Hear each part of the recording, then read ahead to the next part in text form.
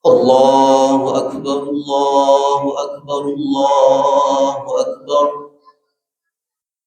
الله أكبر الله أكبر الله أكبر الله أكبر الله أكبر الله أكبر لا إله إلا الله والله أكبر الله أكبر ولله الحمد. الحمد لله الذي نستعينه ونستغفره ونعوذ به من شرور أنفسنا ومن سيئات أعمالنا. من يهده الله فلا مضل له ومن يضلل فلا هادي له. أشهد أن لا إله إلا الله وحده لا شريك له وأشهد أن محمدا عبده ورسوله لا نبي بعده.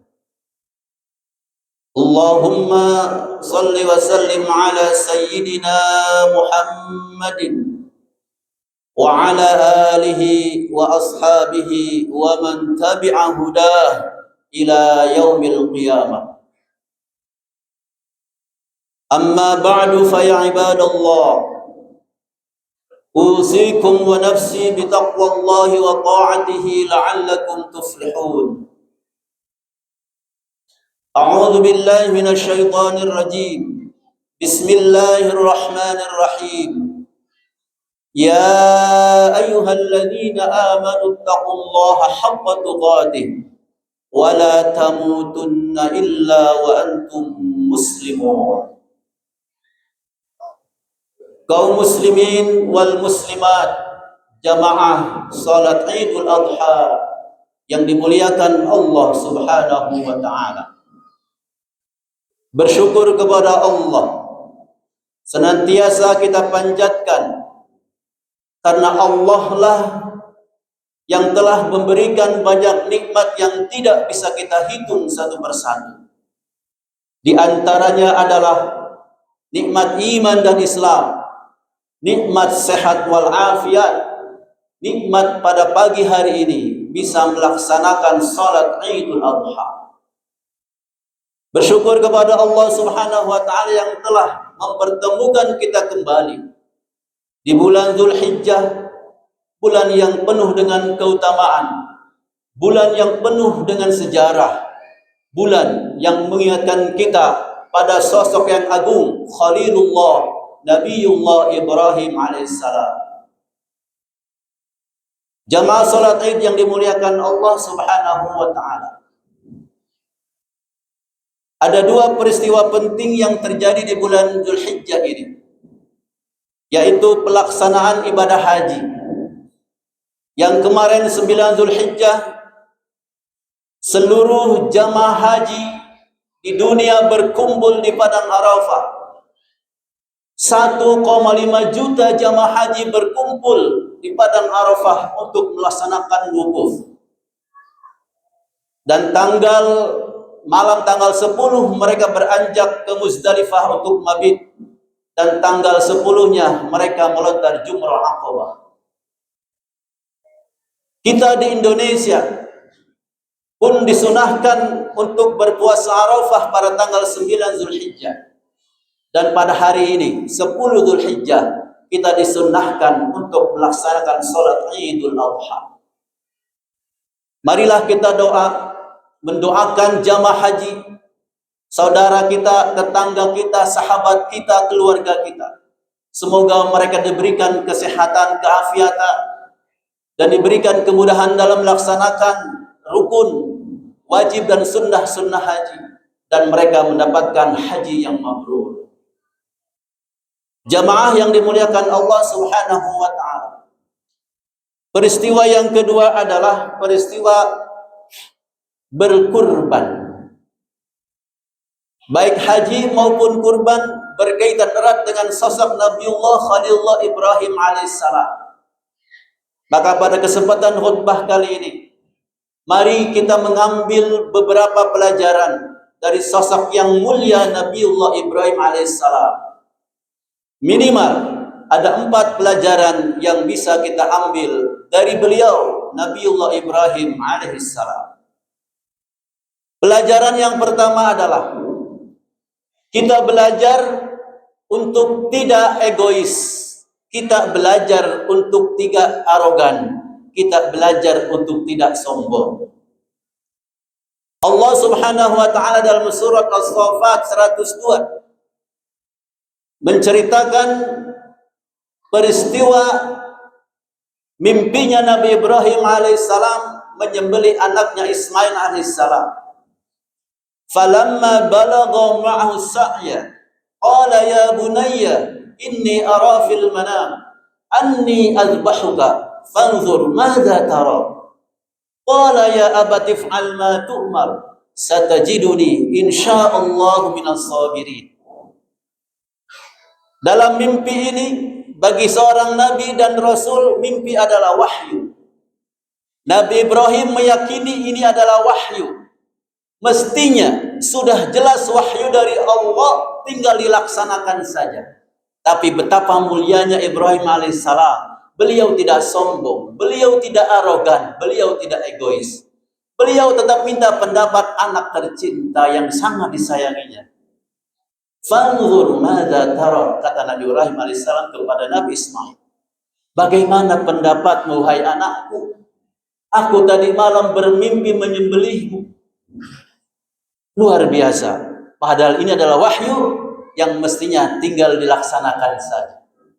Ini membuktikan sosok Ibrahim alaihissalam adalah bukan orang yang sombong, bukan orang yang takabur, bukan orang yang egois. Tetap mengajak dialog anaknya, meminta pendapat anaknya, walaupun diyakini jawaban Ismail adalah pasti menyetujui. Dan benarlah apa kata Ismail alaihissalam, ya abati if'al ma tu'mar satajiduni insyaallah minas sabirin. Wahai ayahku, lakukanlah apa yang diperintahkan kepadamu, insyaallah engkau akan mendapatiku termasuk orang-orang yang sabar. Jamaah yang dimuliakan Allah Subhanahu wa taala, kita hidup di dunia ini selayaknya tidak sombong, selayaknya tidak arogan, selayaknya dan seharusnya tidak egois. Apa yang kita sombongkan dibandingkan kekuasaan Allah Subhanahu wa taala? Nabi Ibrahim yang luar biasa pun tidak sombong. Nabi Sulaiman yang dikenal dengan kekayaan dan kerajaannya pun tidak sombong.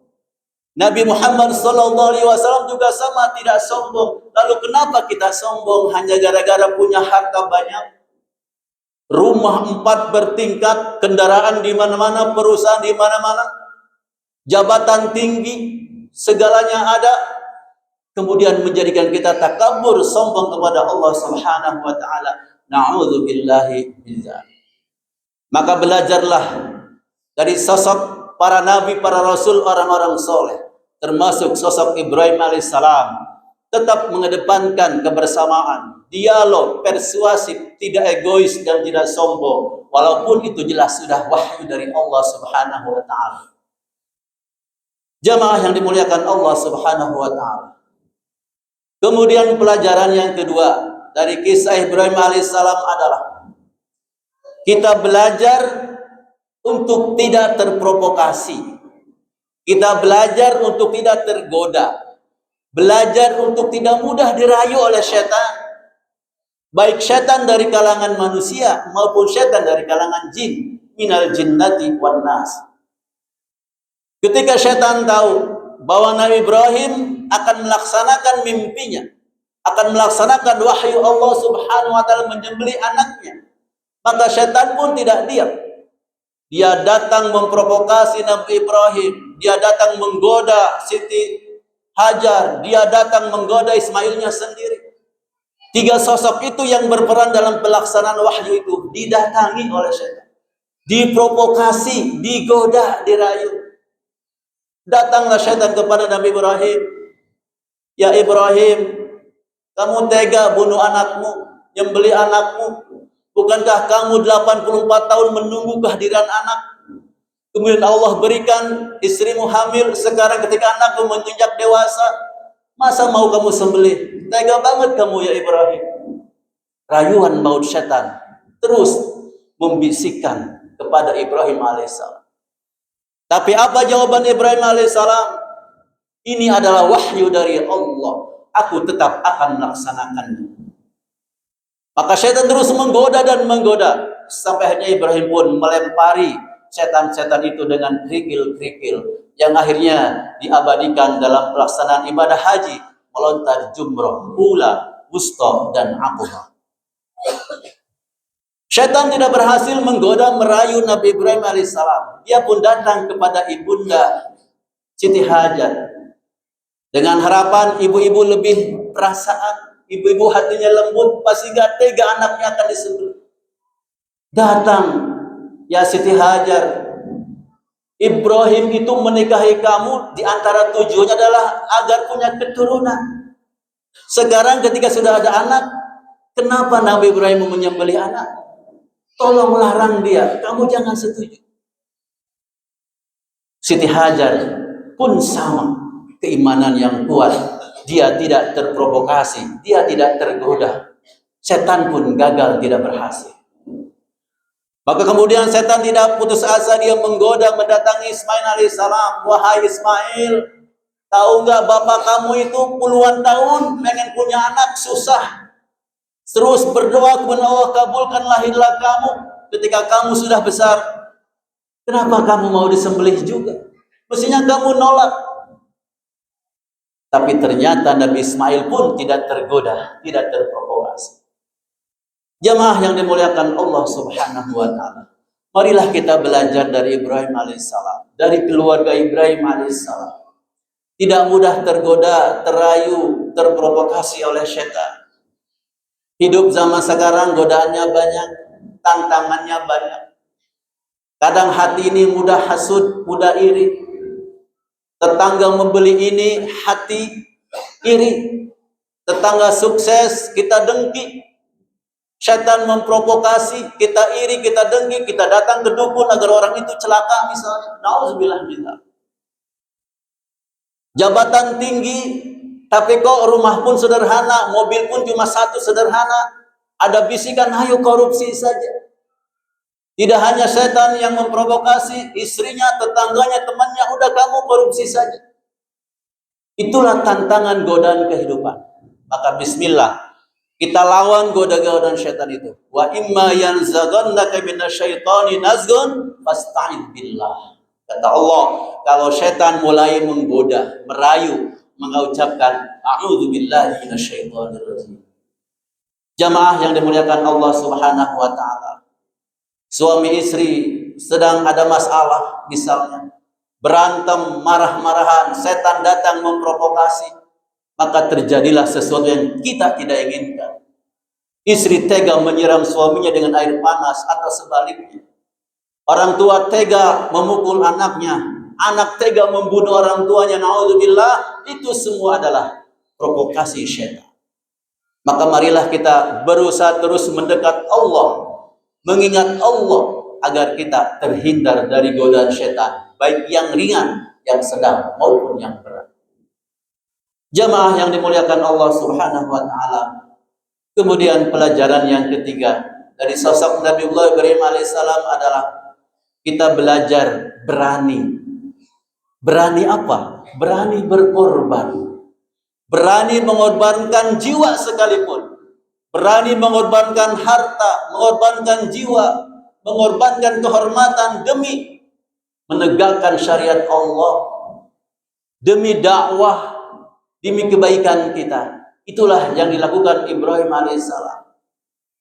Dalam sejarah kita tahu, ayahanda Ibrahim alaihissalam adalah Azar, seorang pembuat patung, seorang penyembah berhala. Godaan yang luar biasa saat anak menjadi dai, menjadi nabi, rasul, orang tuanya penyembah berhala. Bahkan akhirnya Nabi Ibrahim pun juga sama, oleh Raja Namrud dibakar karena telah menghancurkan berhala-berhala itu. Nabi Ibrahim mengorbankan jiwanya. Ya Allah, aku rela mati dibakar oleh Namrud la'natullah alaihi. Tapi tolong selamatkan umatku. Berkorban jiwa luar biasa.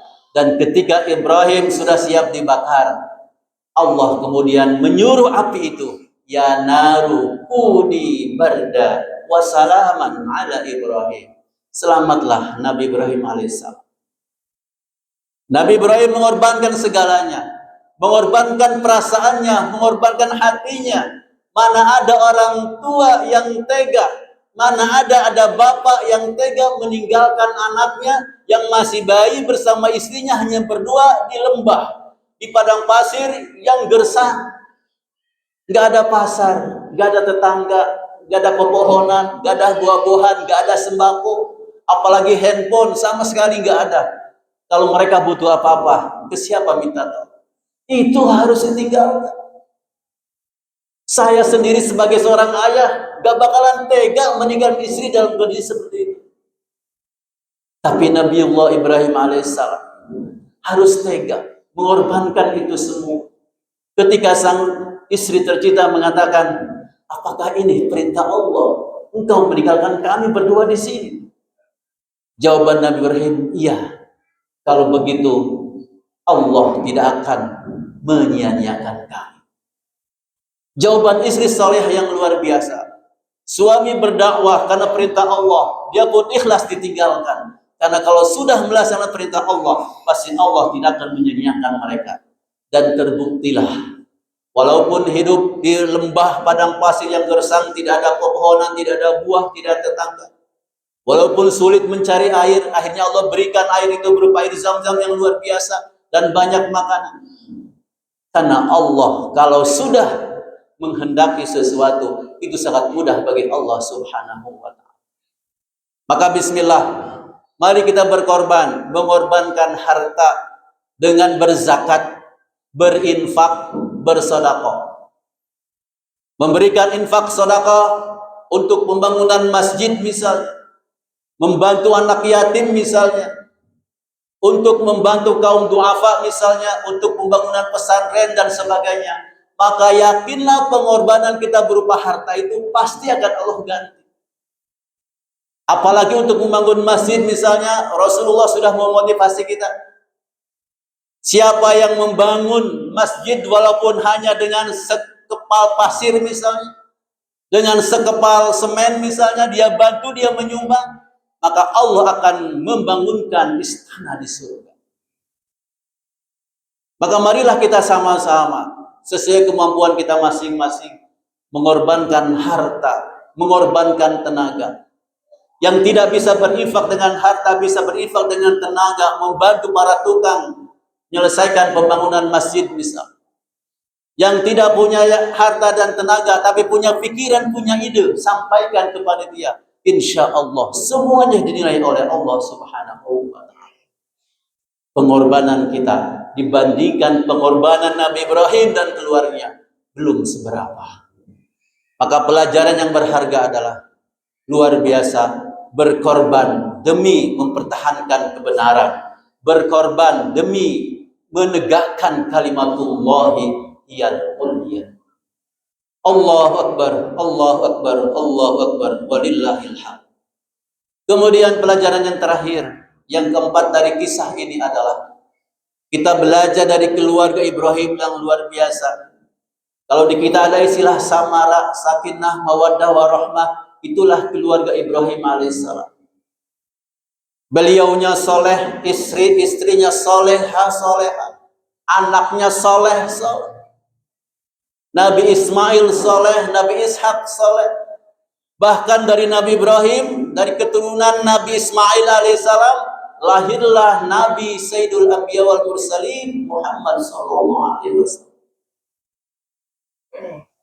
Hidup zaman sekarang luar biasa tantangannya. Sangat berbeda dengan zaman saya kecil. Listrik pun belum ada. Televisi pun belum ada, apalagi handphone. Lebih mudah mendidik anak-anak zaman dulu, tapi sekarang luar biasa. Perkembangan teknologi yang serba cepat, kalau kita tidak waspada, hati-hati, anak-anak kita bisa terjerumus ke pergaulan yang salah. Maka belajarlah dari sosok Ibrahim. Supaya kita memiliki anak-anak yang soleh itu, apa yang dilakukan Ibrahim adalah beliaunya jadi suami, jadi ayah yang soleh terlebih dahulu. Istrinya menjadi istri, menjadi ibunda yang soleh. Bukankah Nabi Muhammad SAW lahir dari Abdullah hamba Allah, dari pasangan Abdullah dan Aminah? Aminah dipercaya. Kalau sudah diaku hamba Allah, dipercaya Allah, berarti keduanya saleh salehah, maka lahirlah sosok Muhammad SAW. Maka bismillah, kita perbaiki diri kita sebagai seorang ayah, sebagai seorang suami. Kita perbaiki diri ibu-ibu sebagai istri, sebagai ibunda. Menjadi pribadi yang saleh, memberikan contoh yang baik kepada anak-anak. Insya Allah kita pun bisa mengikuti keluarga Nabi Ibrahim alaihissalam. Kemudian yang kedua adalah teruslah berdoa kepada Allah Subhanahu wa taala. Mungkin ada yang sudah sekian tahun menikah belum berikan keturunan. Usaha sudah maksimal, ikhtiar kemana-mana, program hamil sudah dilakukan, terapi ke sana kemari, tapi Allah belum memberikan keturunan. Bersabarlah, belajarlah dari Nabi Ibrahim alaihissalam. Di usia 84 tahun atau di usia 86 tahun baru Allah takdirkan istrinya hamil. Luar biasa. Usaha tanpa doa sia-sia. Doa tanpa usaha juga sia-sia. Maka bismillah, selain kita berusaha, teruslah berdoa untuk menjadikan anak-anak kita anak-anak yang saleh dan saleh. Bacalah doa Nabi Ibrahim, Rabbi habli minas salihin. Ya Allah, berikan aku anak-anak yang saleh. Kalau dia sudah lahir, sudah punya anak, sebut namanya, Rabbi habli minas salihin fulan. Rabbi habli minas salihin si fulan, anakku ya Allah, jadikan dia saleh dan saleh. Karena Nabi Ibrahim gak pernah putus asa berdoa. Sampai akhirnya Allah kabulkan punya anak yang saleh, Nabi Ishak dan Nabi Ismail. Jamaah yang dimuliakan Allah Subhanahu wa taala. Demikian 4 pelajaran yang bisa kita ambil dari sekian banyak pelajaran dari sosok Ibrahim alaihissalam. Semoga 4 pelajaran ini bisa kita amalkan bersama-sama sehingga kita menjadi keluarga yang sakinah, mawaddah warahmah. Orang-orang hamba-hamba Allah yang diakui takwa oleh Allah Subhanahu wa taala. Dengan cara yang pertama, kita tidak sombong, kita tidak arogan, kita tidak egois. Jabatan tinggi, harta banyak, kekuasaan tinggi, itu adalah pemberian Allah Subhanahu wa taala. Tidak perlu kita harus menyombongkan. Yang kedua, mari kita belajar tidak terprovokasi, tergoda oleh rayuan setan. Baik setan dari kalangan manusia maupun dari kalangan jin, supaya kita mendapatkan kebaikan dunia dan akhirat. Dan yang ketiga, kita praktekkan belajar berkorban, mengorbankan harta, mengorbankan jiwa, mengorbankan segalanya demi Allah, karena Allah, ikhlas karena Allah Subhanahu wa taala. Dan yang keempat, bismillah, kita berusaha menjadi keluarga yang saleh.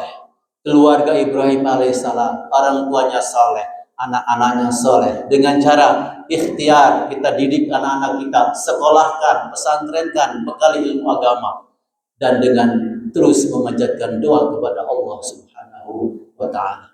Barakallahu li wa lakum fil Qur'anil azim wa nafa'ani wa iyyakum bima fihi minal ayati wa dzikril hakim. Wa taqabbalallahu minni wa minkum tilawatahu fastaghfiruh innahul ghafurur rahim.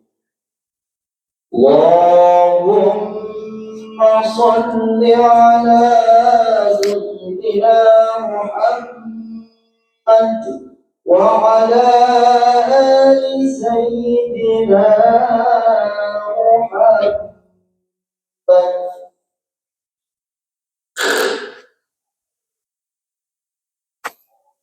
Allah